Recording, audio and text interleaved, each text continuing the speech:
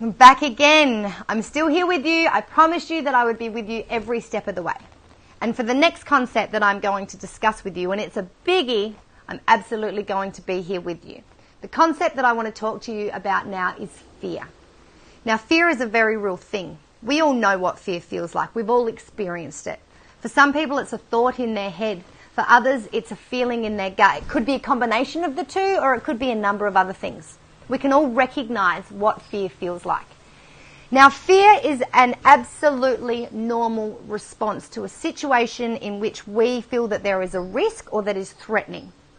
It's a survival mechanism. It's ingrained in our primal brain. If you can think back to the days of cavemen and cavewomen when there were saber-toothed tigers and dinosaurs running around. Imagine yourself walking through the savannah and you come across one of these gnarly beasts. You did one of two things. You ran away or you stood there and you fought.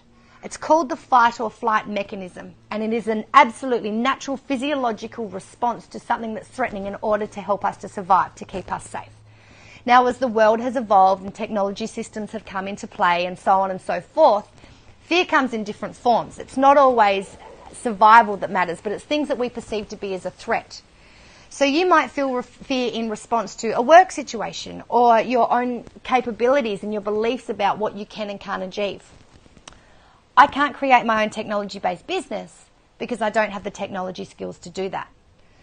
If I go out and do this and I don't do very well, then Jenny and her friends, they're going to get together and they're going to talk about me and they're going to say things and they're going to laugh at me behind my back.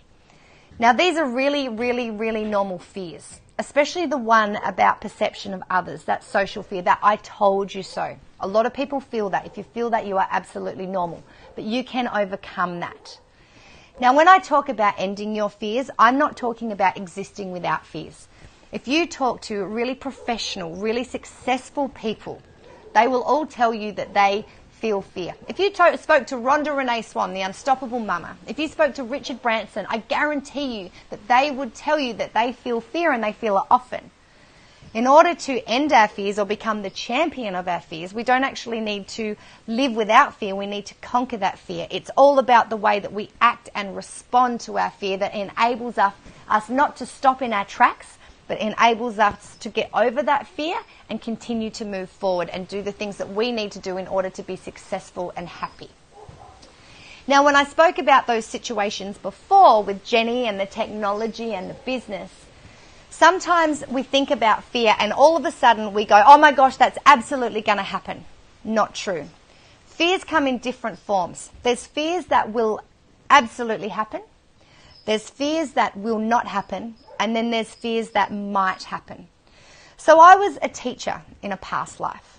And I was taught to get children, adults, whoever I was teaching, to sit down and talk about their goals, dreams and desires. And I was asked to get them to write down their pros and cons in relation to those goals, dreams and desires. Now, you may have heard me say this before, and I'm not a fan of pros and cons as a standalone. The reason is this. You get someone to sit down and think about what it is that they truly want in life, and you get them to write the pros. And they get so excited and so worked up, and everything looks absolutely fantastic, as it should. Then you ask them to write down the cons. You ask them to make a list of things that may happen, that will happen, and that won't happen, and you essentially get this great big scary list of fear-provoking ideas of things that leave people standing dead in their tracks. They become like a rabbit in a spotlight and they stop themselves from moving forward. It's not productive and it's not fair. So I do like to get people to put their pros and cons, but not as a standalone. What I ask people to do is write down their pros, write down their cons, because I absolutely believe in the responsible power of making a logical, calculated decision. But then I get them to do two things. I get them to classify their cons. So I get them to classify them into things that will happen, things that won't happen, and things that might happen. So there's a yes, no, and maybe in there. And the things that absolutely will not happen, well, you don't have to worry about them. You can discard them because they're not even a problem in this situation. The things that might happen and the things that will happen, what I get people to do is to make a plan. And the reason that I get them to make a plan is so that they can become a champion of their fear. Because if the thing, like the technology fear, which is an absolutely real thing and will happen, does happen, well, you've got a plan. You know exactly what you need to do to overcome that, to get past that, and to continue to move forward towards your goals, dreams and desires. The fear with Jenny and her friends talking about you, that's a real fear. And that's something that could happen. And if you write down a plan about what you will do if that happens, well, you're a champion of your fear. You are prepared for that to happen and you know exactly what you need to do in order to get past that and keep moving forward. Now, before I continue with this, I want to read a quote to you that has resonated with me since my university days. It's by the one and old Nelson Mandela, and it reads, "Our deepest fear is not that we are inadequate. Our deepest fear is that we are powerful beyond measure. It is our light, not our darkness, that most frightens us. We ask ourselves, who am I to be brilliant, gorgeous, talented and fabulous? Actually, who are you not to be?" And the reason that this resonates with me so strongly is because over the years I have come to recognise, not only with myself but with a number of other people, that fear of failure, fear of making mistakes, is one of the biggest blockers in us to achieving our happiness and achieving our own success. The reason is this. People stop dead in their tracks when they think that they're not going to achieve something. They're more scared of making mistakes along the way of achieving their dreams and desires than they are of not actually challenging themselves and taking risks and not achieving anything at all because it's comfortable. I need to put this to you. Failure is awesome. Mistakes are good. The reason that they're awesome, the reason that they're good, is because you can use them as tools to absolutely drive you forward into your success and achieving your dreams and desires and everything that is possible in this world for you to achieve. You can use them as a tool to reflect on and learn from and do better next time. So you didn't get that job. Good.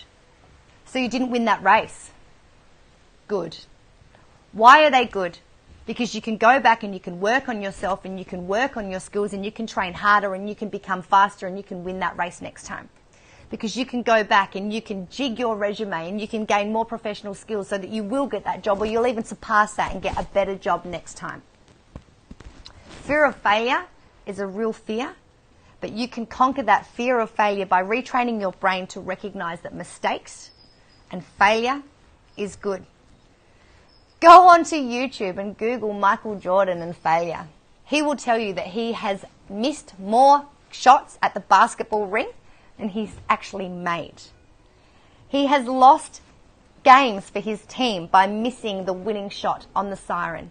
Did that stop him? No. That drove him harder. He went back. He practiced, he trained harder, and he became better at making goals. Failure and mistakes are good. Fear is a natural mechanism. Becoming a champion of your fear is not about living without fear. It's about acting and responding to fear in ways that are productive and appropriate and allows you to drive yourself forward into living the life that you deserve to live. During the activity in this module, I'm going to get you to write a fear journal. I'm going to ask you to look really deeply within yourself, to become aware of fears not only that lie on the surface, that you are aware of all the time, but to look deep within yourself and fears at a subconscious level that you may not be aware of. You are going to work out what the fears are in your life that are stopping you from achieving everything that you deserve to achieve. Once you've done that, head over to the Abundant Abby group, share your journey with us. I've said it before, we're all here to help you. And then once you've finished that, the very next module, we're going to take a bit of a turn on things. We're going to get you to start taking action into moving towards your dreams and desires and start taking action into living as your true self. I'm still here with you. I'm going to still be here with you. I'll see you in the Abundant Abby group, and then I'll be standing with you in the next module.